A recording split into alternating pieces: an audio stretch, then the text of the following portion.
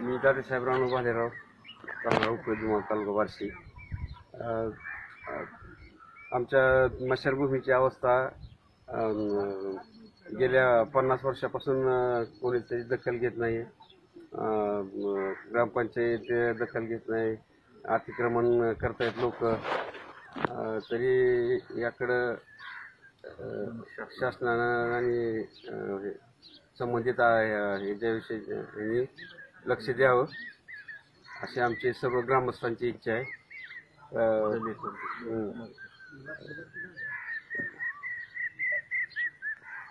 तुम्ही यापूर्वी कुठं प्रशासनाला, कलेक्टर म्हणा, तहसीलला काय अर्ज केला होता का? हो, भूमी अभिलेखकडे मोजणीचा अर्ज केला होता, परंतु त्यांनी काय टाळाटाळ केली. आमच्या ह्याच्या काय हद्दी कोणा फिक्स करून दिलेले नाहीत. टाळाटाळ करतात. गेल्या 50 वर्षापासून आम्ही प्रयत्न करतोय, पण ती काय लक्ष देत नाही.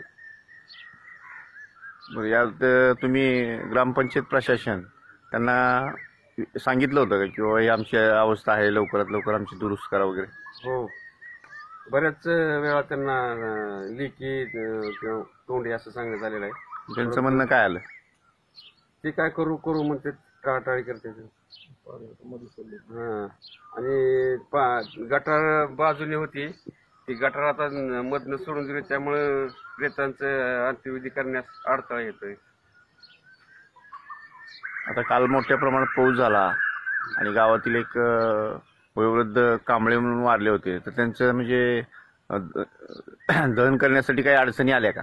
हो, असं दहन केलं की जोरदार पाऊस आला, शेड वगैरे काय नाही, अडुसा नाही. माहिताची खूपच अवहेलना झाली, परंतु कुणीही दखल घेत नाही त्याच्याकडे.